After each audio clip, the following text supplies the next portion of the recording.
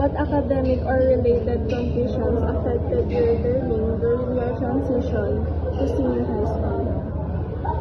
In sentence po ba yung sagot? Opo. Nagkaanap na lang po. Tagalog. Opo, try ko.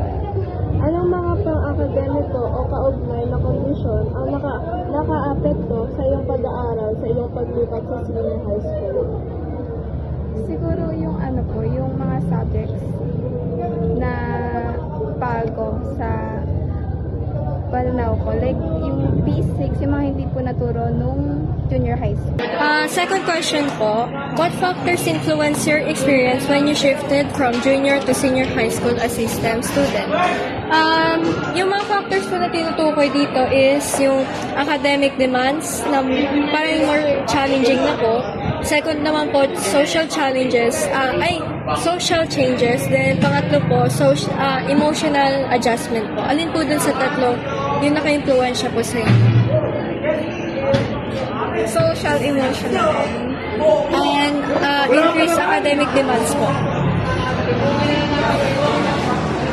Sa academic demands, since sa mga subjects is, since focus kami sa syempre STEM subjects, is mas humirap. Like, academically, nahihirapan ako mag-adjust.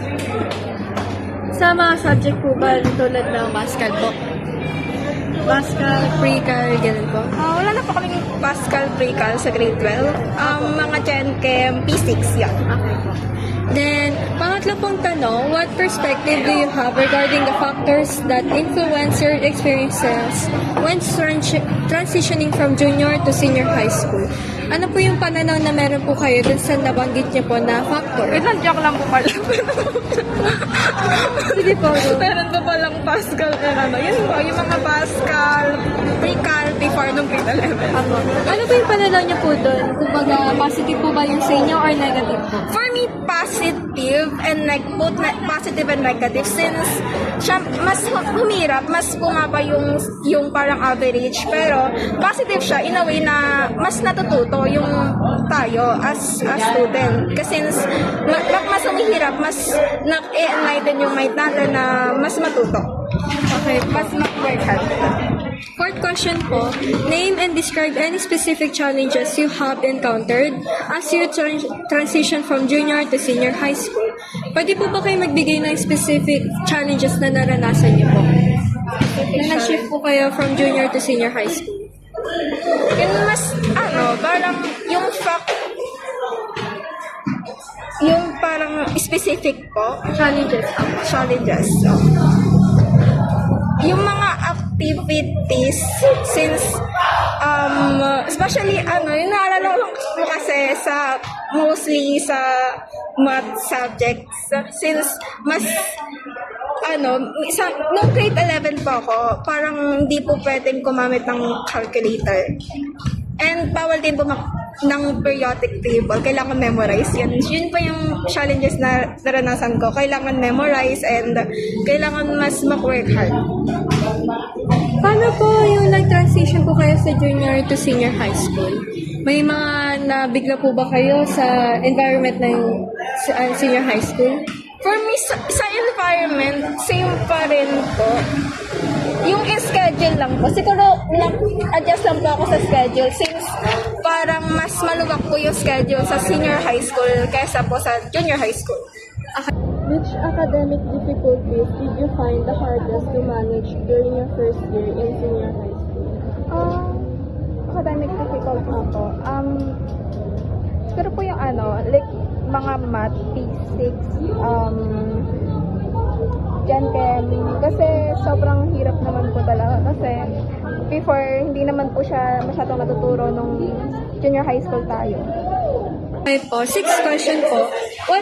What emotional or social challenges did you face while adjusting to new school environment?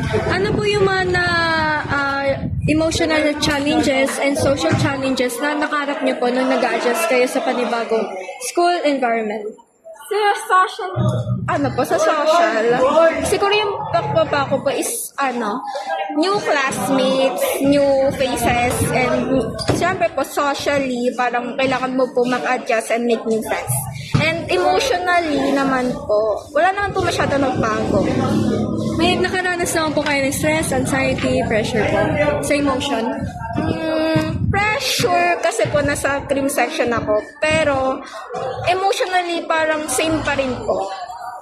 Okay po. Paano naman po sa social challenges po? May nape-pressure po ba kayo sa mga classmate nyo, sa mga teachers rin, ganun po ba?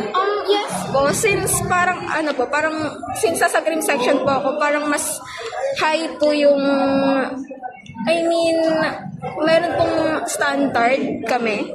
So, parang mahirap po makisabay. Like, hindi naman po mahirap. Parang mostly, natutulungan po kami. Pero, at the same time, may academic pressure pa rin po sa amin. Last question po, what strategies did you use to cope up with the challenges you experienced during your transition to senior high school, and how? Ano po yung mga nagamit niyo pong strategies na para ma-cope up or ma-overcome yung challenges niyo dun sa naranasan niyo sa senior high school, and paano po? For me po, by adjusting and just working hard para, learning more. Ganun po. Paano po siya nakatulong po sa inyo? Paano niyo rin po ginawa? Nakatulong po sa akin in a way na mas better po or mas nakapag-adjust po ako by syempre po by learning more by time. Parang mas ina-observe ko po yung environment and yung mga nakakasama ko po yung mga teachers, kung paano po sila. And parang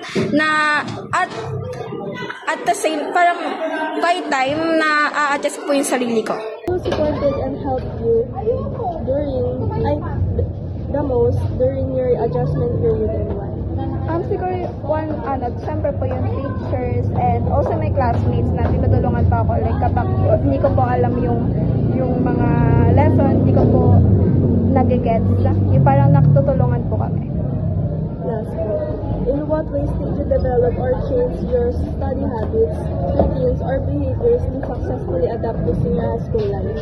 More time in studying and mas effort, putting more effort on studying. Yun lang po. Thank you po. Ayun po, thank you po.